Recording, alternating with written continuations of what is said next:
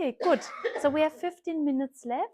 It would be great if each group could present back what you have discussed. You will probably need to dramatically summarize things. You have different options how you can present. You can use the projector. If you have it on a computer, you can draw something, or you can bring your paper to the front. Yeah, don't worry about that. Yeah. Okay, we start with the first team. Let's say I'm the moderator of our group because we will present all of us. We have 3 slides. Okay. But you will also speak. Okay. Yeah. Yeah. Okay, then I start again. We have 3 slides, but I can hand it next. We just stand next to you. Then we... Okay, see, there are so many options. And to set the scene for us, we first followed the time, especially not new digital divides. Yeah, I think the concept of digital divide is known. Very important. Then how to establish trust is the 4th thing. And we found establishing trust is an ongoing process. It's a negotiation and communication process. It's not like, here, read this and trust us.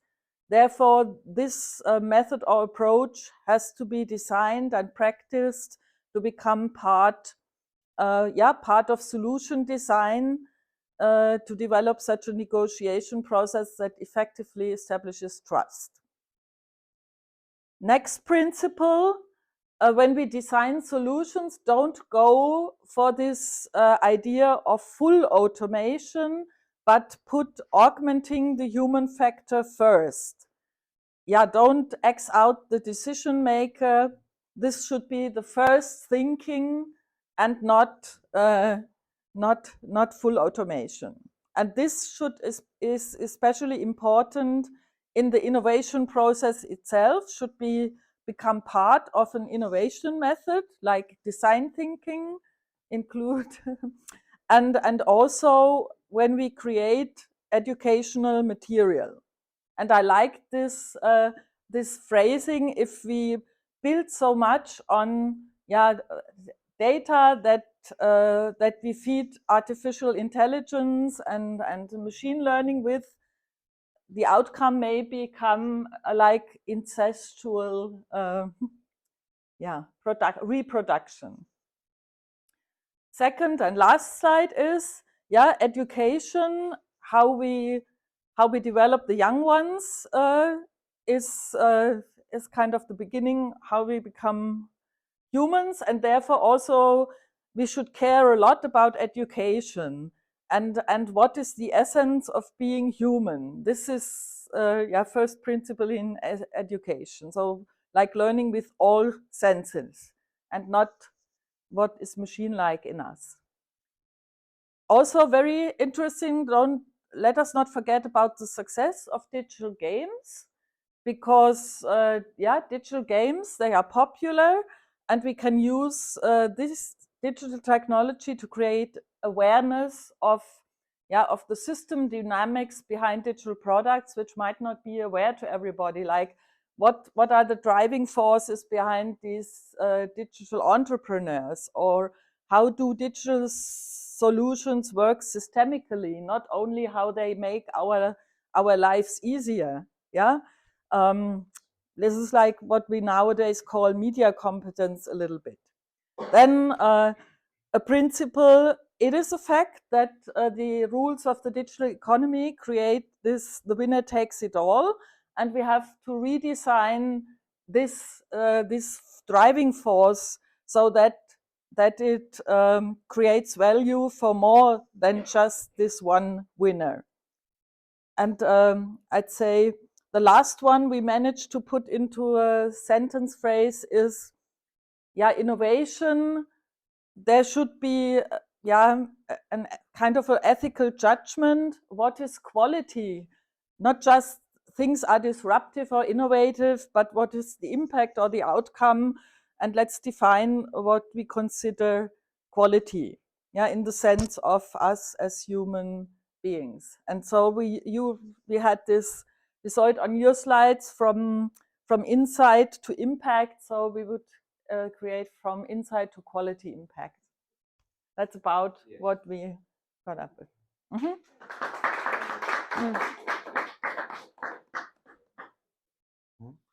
Okay, so I start with the topic blockchain, and we would like to introduce smart contracts with an example.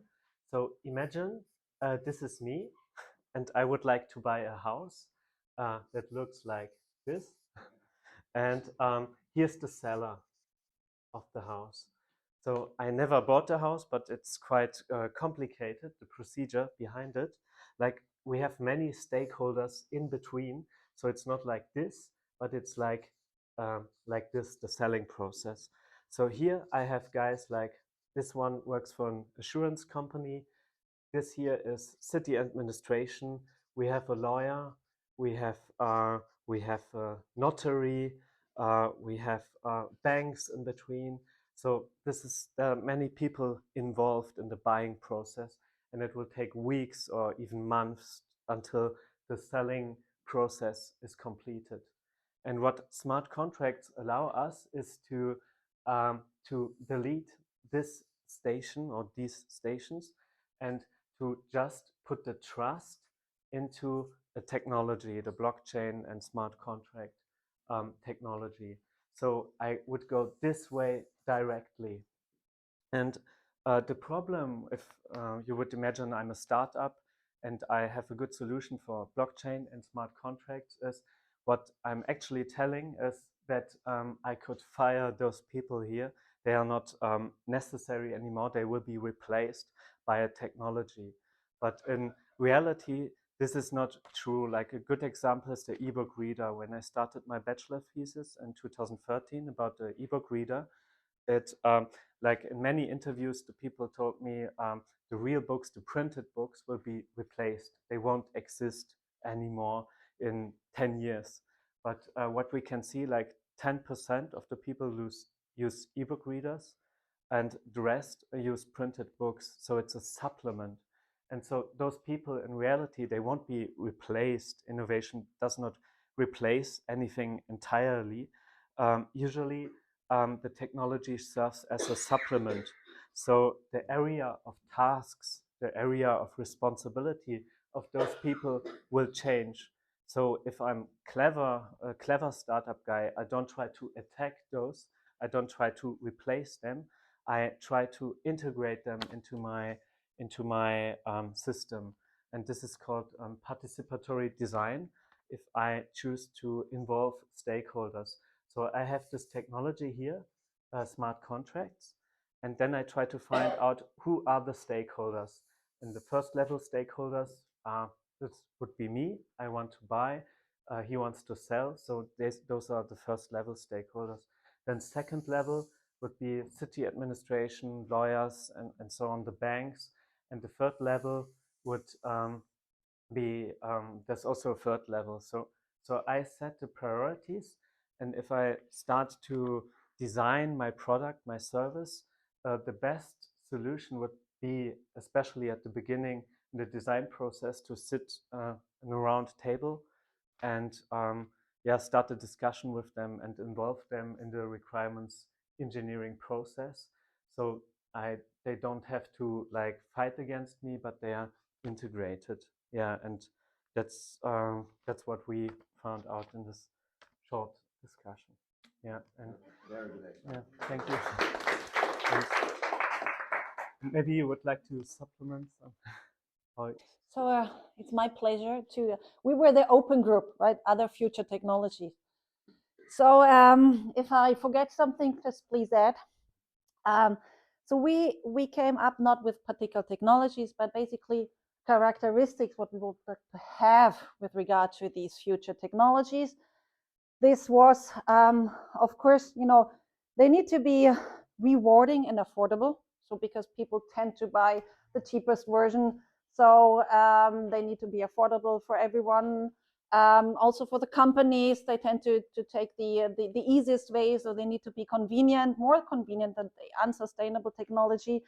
They need to be, because they need to be also modular. That was an important part, so that they can, that they're not platformed, owned by one company, but that they can be used by everyone, little modulars, that they can be also interdisciplinary use. So these were terms that came up. Why do we think that? Because we think everybody knows that we need to act sustainable, but we don't. Yeah, humanity, companies have problems to think long term. So in order to overcome this, we can't really change their behavior. The technologies, it's the technology's job, or to make technologies more affordable, convenient, so that the people automatically take this choice. So the problem, how do we achieve that? So we thought, one goal would be actually to make the term sustainable obsolete, right? That would be one chance would be through teaching. So teaching that, I think the first group already mentioned this, the system thinking ideas, the circularity ideas, system scoping, that the system doesn't stop on a particular problem. So the system is much larger than we are taught in any engineering course. So that was one idea we had. So really go into education, teach everyone, not sustainability, but system thinking, circular thinking, that we are living on an earth system. And another part we were talking about, it's of course education, but we ended up in regulation and politics. So we said we need, there's no way around, we need regulations. So actually, I think, it's also one thing we should think about. So how can we have an impact maybe there? Same, and also the term ethical rules has been popped up within our discussion. So that was, I think that was it. Yeah. So overall, yeah, technical innovations need to be the more sustainable option. Yeah, more economically, they need to be convenient, affordable, and we need to go into teaching and to politics. That's it, I think.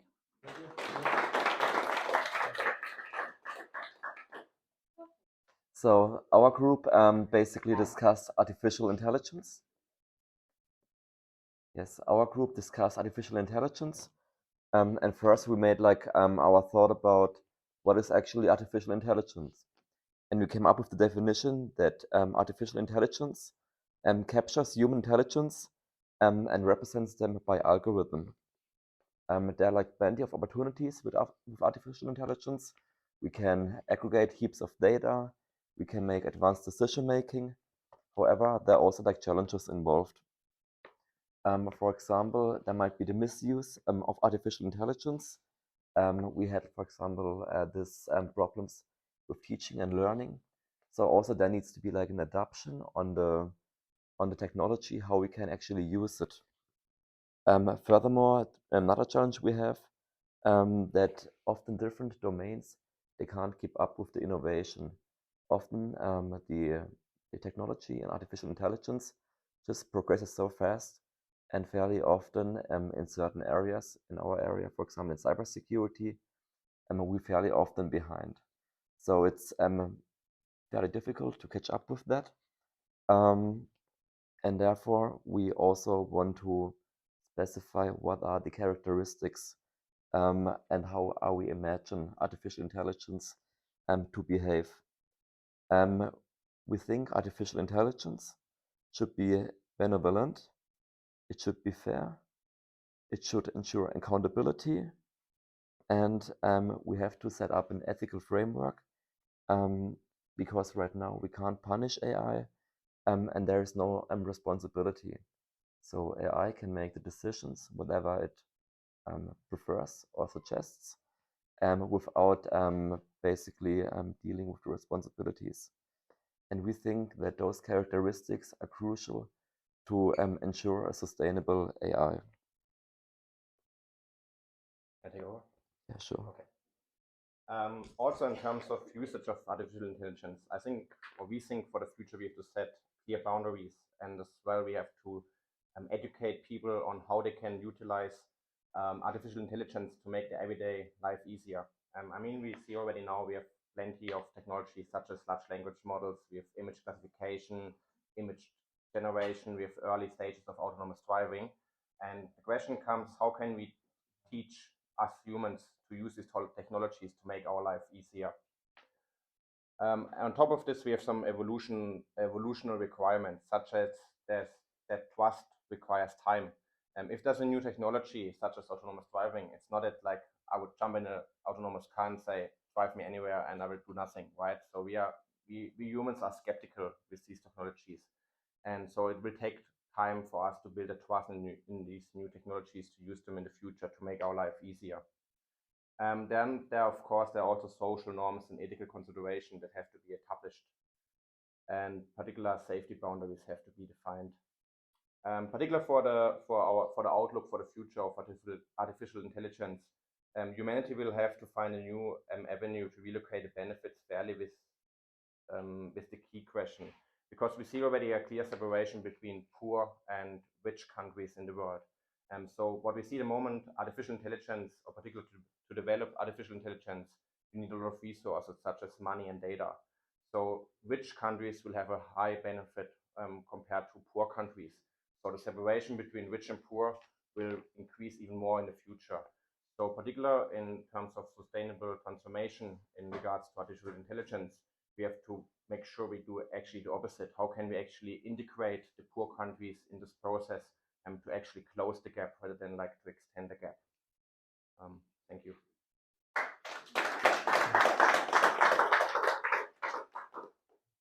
So thank you very much. Thanks to all groups who presented. I think for sure we can already put an extension to this picture. So not only the technologies influence, you know, these concepts, yeah, but also the concepts, of course, influence the technologies, yeah. So I think this was already fantastic input. We have now to bring it together, right? But we will do that later on, and then we will present back. Yeah, good. Thank you.